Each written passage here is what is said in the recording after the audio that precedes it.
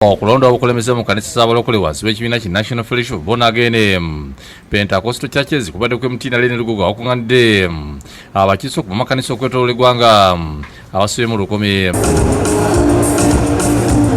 Obujja tubusuubiramu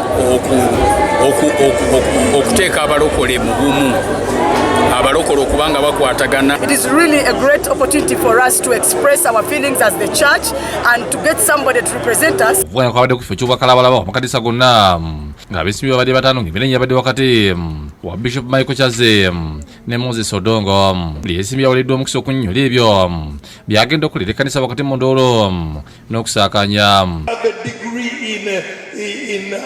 In Bible studies, I have a master's degree. What are we talking about here?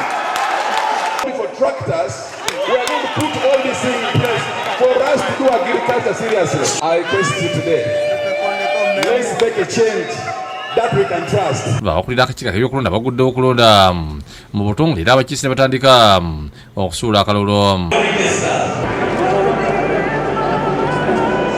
Babadde wesindika gano kuba bagenda okubalira obululu oluvannyuma lw'obudde obwaweereddwa okuggwayo ekyawaliza okufuluma.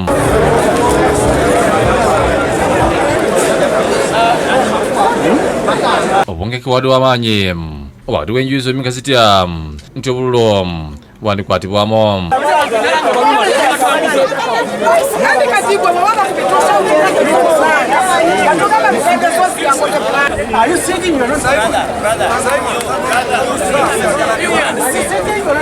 Abasirikale balabiddwa nga batambula nabo okutuusa bafunye ekisaawe okubala ne kuddamu. Ebyaggwedde nga Moses Odongo bangudde Kyazze ku lusamu mwenda nga yafunye 263 yalangiddwa ng'omukulembeze omujja. Bishop Odongo Moses scored 700. Odongo wakati musanyi yeebazza abakiise olw'okumusaamu obwesi neeyama okuweereza ekkanisa. Tugenda maaso n'okukulaakulanya eggwanga lyaffe mu byenjiri ne mu byenfuna ne mu byobuweereza. Bambi bavugetaga omukulembeze asobola kuweereza n'omutima gwonna. Download the app on App Store or Google Play Store now. Vision Digital Experience, the future of media.